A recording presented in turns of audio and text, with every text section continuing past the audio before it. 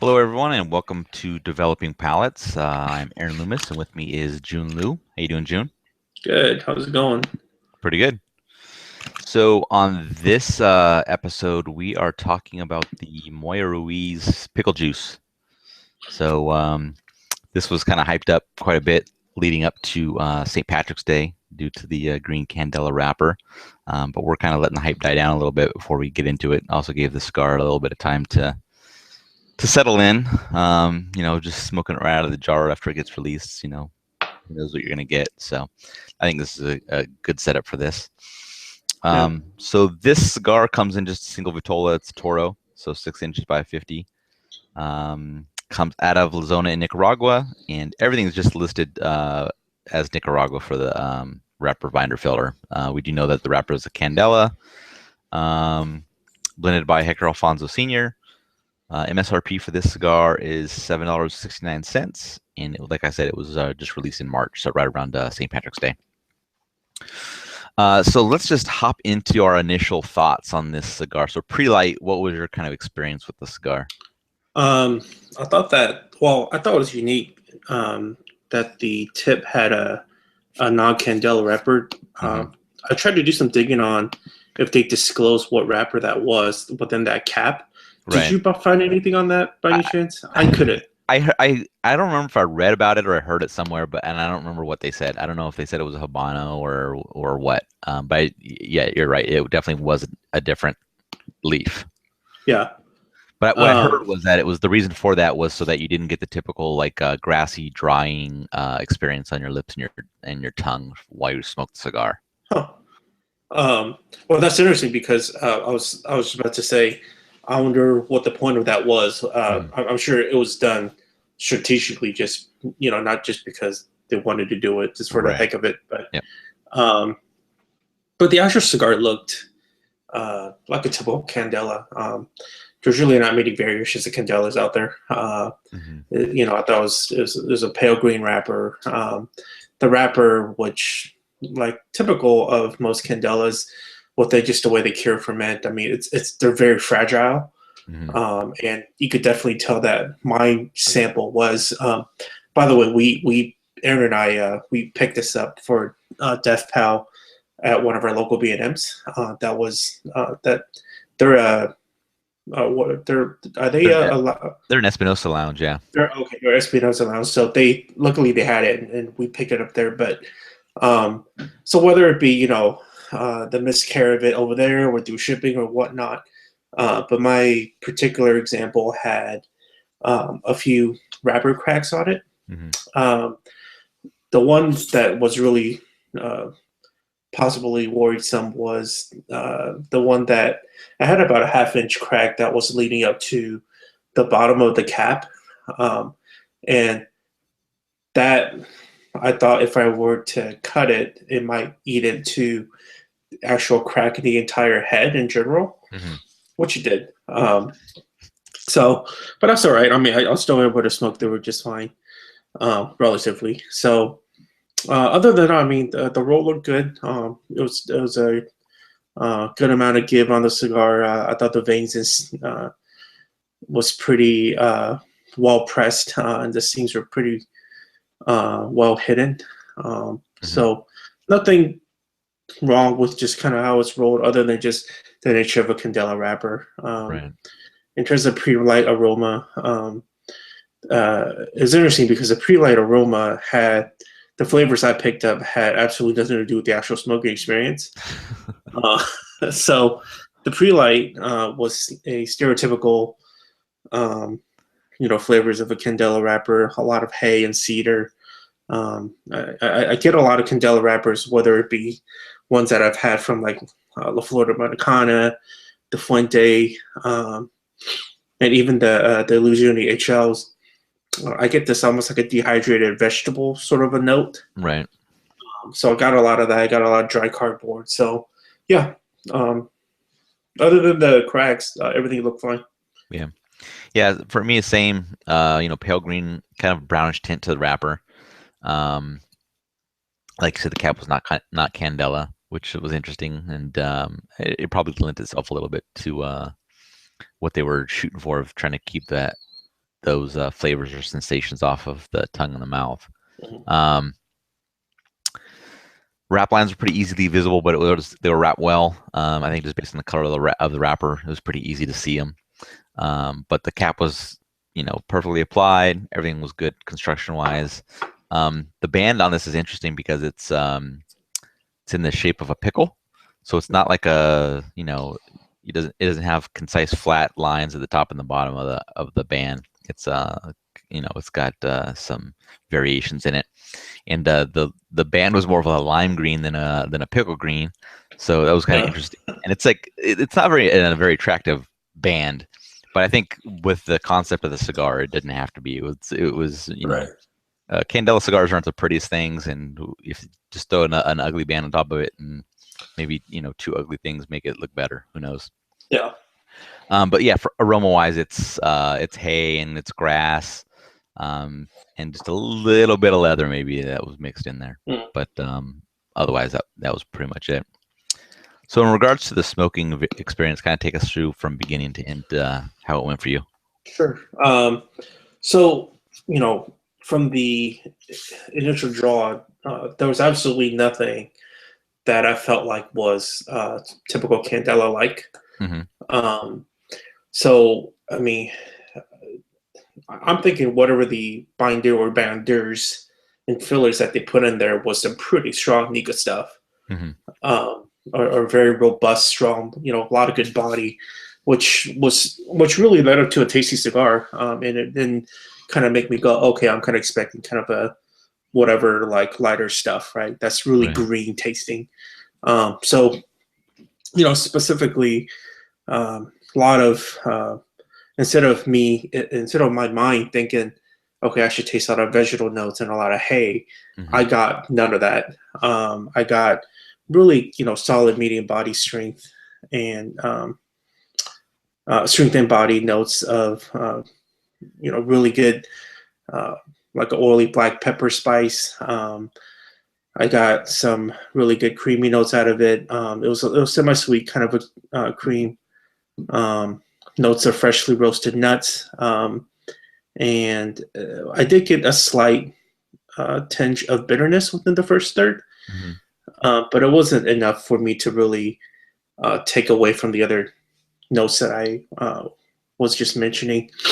So that was the first third. The second third, I felt like was when the cigar kind of hit a sweet spot.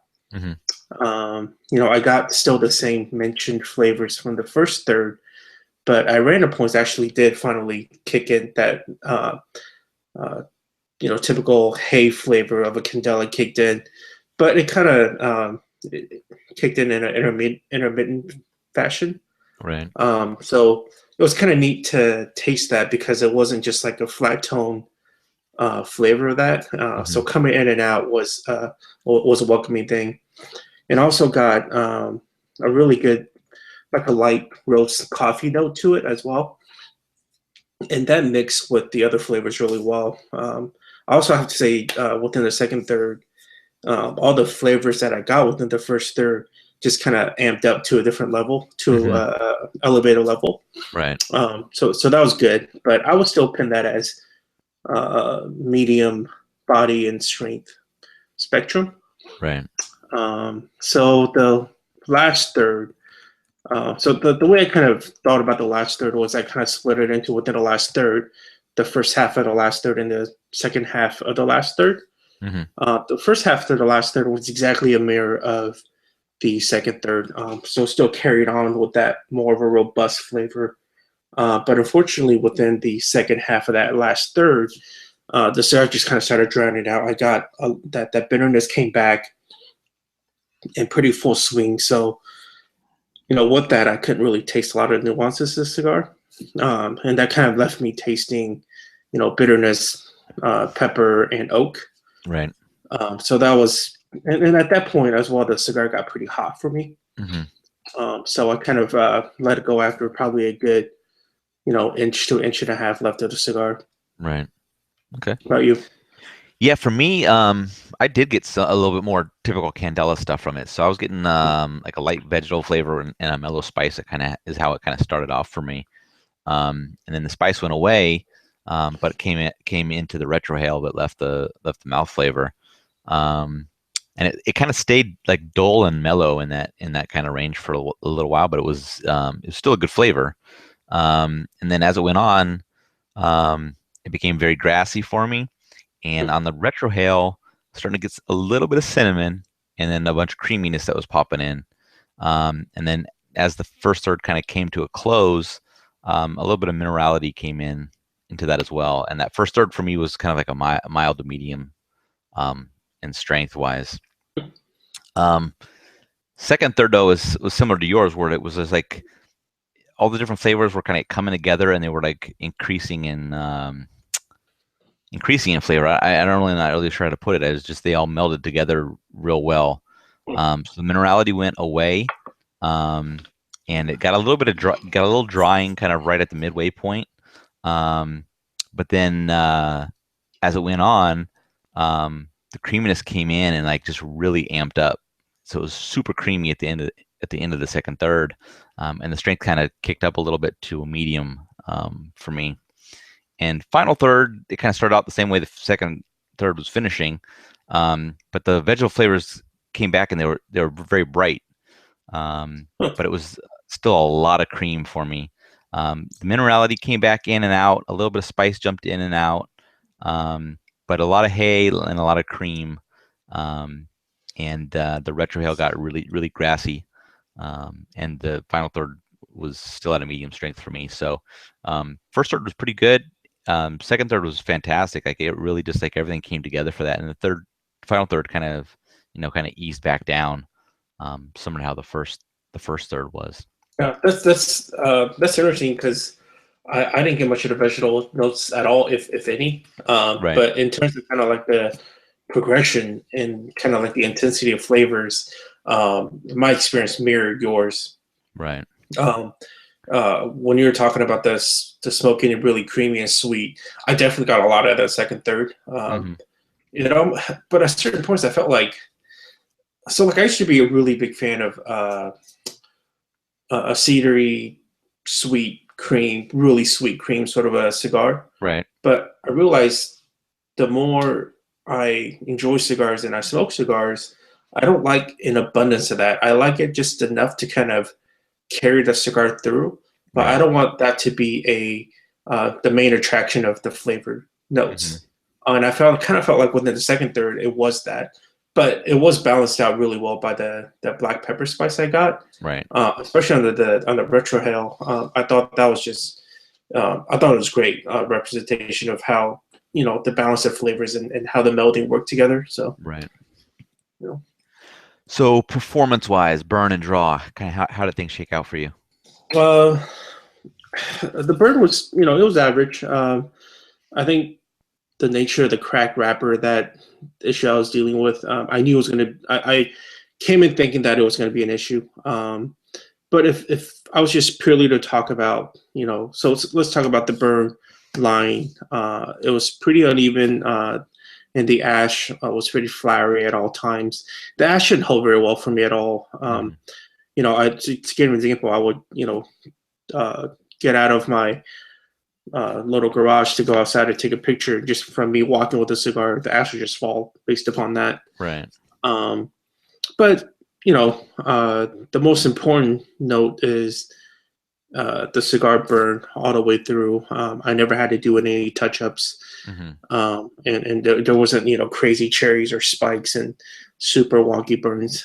Right. In terms of draw, so this was kind of like the deal killer for me. My sample, the draw was incredibly loose. It was almost to the it's almost like breathing just air from out of the cigar. And I had to keep it pretty close on because every time I release loose draw, the cigar would kind of oftentimes heat up too fast for me. So that happened definitely within the last half of that last third. Right. And really, so what a thing about my cigar was within the cap that they put on. Even when I initially cut it, the cap it kind of raised up the entire cap. Mm-hmm. So by the time I was going to the last third, the cap actually entirely fell off, and I was just drawing on the binder. Right. Which, I mean, honestly, in terms of flavor wise, it didn't matter. Mm-hmm. But nobody wants to smoke a cigar. Well, in terms of the presentation, that's kind of where it fell off, right? Because it's kind of weird having just to draw on the binder of it. So Yeah. Yeah, for me, the burn was all over the place too. I mean, for the entire second third of that cigar, there was like one side, really small piece that just didn't burn the whole way. So it was like, is that one of those circumstances where that's just enough to let the ash hold on? So the ash held on for the entire second third because that one thing. And I didn't want to go at it with a lighter because it wasn't having any effect on the actual burning of the cigar. Really, it was just kind of that strip. Otherwise, it was combusting fine. So I kind of just left it that way. And then as I got to the end of the second third, I went ahead and I tapped it, and then I just cracked off that that little edge, and the whole piece fell out. And then we just kind of went on from there. So I didn't have to touch it up or anything like that. It just kind of picked up from where it was at. But like I said, no effect on the actual performance. It was just interesting on how the burn was. For me, the draw was perfect. If every cigar could draw like this, I'd be a happy guy.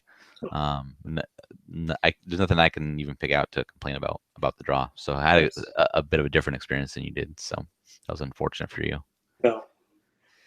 All right. So overall, what do you think about this cigar? I'm kind of torn between how to rate something like this. So part of me, so let's not think about the specs of the cigar. If I purely think about, let's say I blind smoke this, meaning in every sense, like blindfolded and smoke something like this, Mm-hmm. I would think that this was a good cigar with some pretty good flavor, robust notes. It was pretty well balanced and it had some pretty good aroma to it. Mm-hmm. But because this was a Candela, when I get into it and I smoke a Candela wrapper, I expect it to be Candela-like. Right. In which I didn't really get much on this. So, so I'm not too sure. I mean, at the end of the day, it was a tasty cigar, and I felt like if MoyaRuiz was going after a bolder expression of the stereotypical Candela, I think they executed that very well. Mm-hmm. And amongst Candelas, I would definitely pick this over probably all the other ones that I've smoked. Mm-hmm. But if you were to talk about just cigars in general, I wouldn't reach for more of these. But if I were offered to smoke it, I'll happily do it regardless of no matter what I'm pairing with it or what time of the day it was. Yeah. Yeah, I think I kind of went the same route as you did. So, I just rated it as a cigar. I didn't take, like I said, I didn't take any of the specs into consideration and say, oh, I'm rating this based on how well does a Candela stack up against other Candelas. So, I just did it as a regular cigar. But overall, it's a good cigar. But for a Candela, I think it's a very good cigar. Mm-hmm. I mean, I don't have a huge history with Candelas, so I can't say I've smoked every Candela that's ever come out. But the Candela that I like the most is the Illusione Holy Lance Candela. And I would say based on what the different Candelas I've smoked, this cigar ranks just behind that one. The caveat being I haven't smoked the Romocraft Cro-Magnon Fomorian, which I've heard is a very good Candela as well. So I can't judge where those three stack up. But from the two I've smoked, it kind of falls in second place to that Holy Lance, which is good company. So I also think this cigar would do better if it was shorter.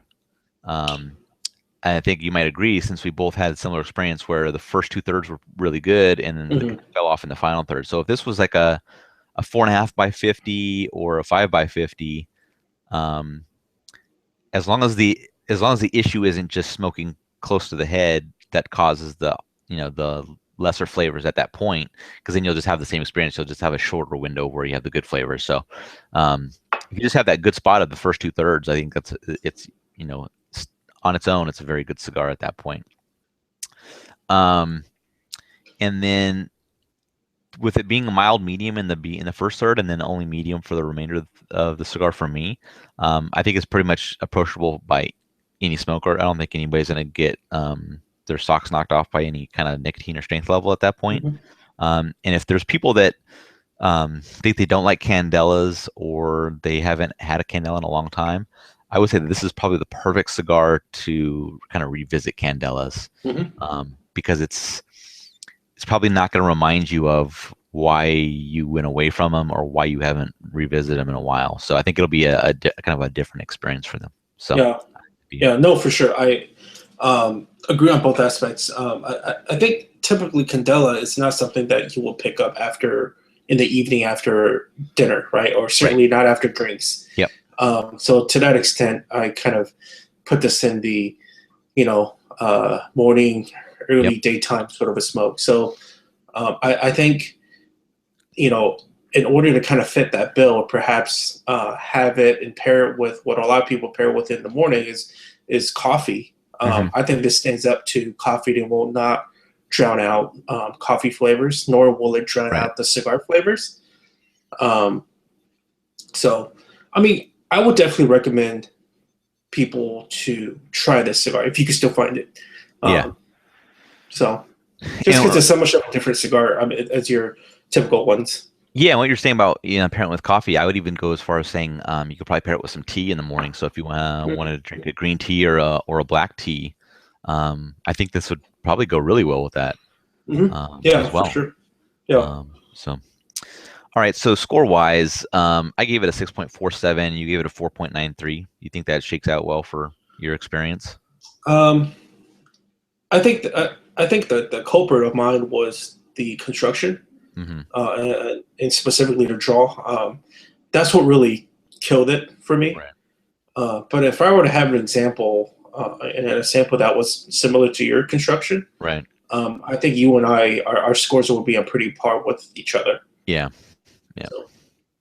Okay. But hey, I mean, this is just that much more reason for us to review the same cigar during the same time, right? So that we could get more of a number of cigars and and to get that gauge a little better. Exactly. All right. So any final thoughts on this cigar before we wrap it up? No. Go buy it. Try it. Smoke it. Yep. If you can find it. If you can find it. Yep. Who knows? Maybe they'll do Pickle Juice 2 in 2017. We'll see. Yeah. What's funny was that I thought that when I was doing the overall, I thought, well, when I think about pickle juice, I think either macro jar, that stuff that's really flimsy and it tastes like shit, right? Or I think about like a craft, like a heavily herb spiced jar of like artisanal pickle juice, like pickle juice / pickle jar, right? Right. And I thought this was that. Yeah. So I think MoyaRuiz did a good job of it, and not to just say, hey, let's just throw out your typical candela out there. Right. Yep. So I appreciated it.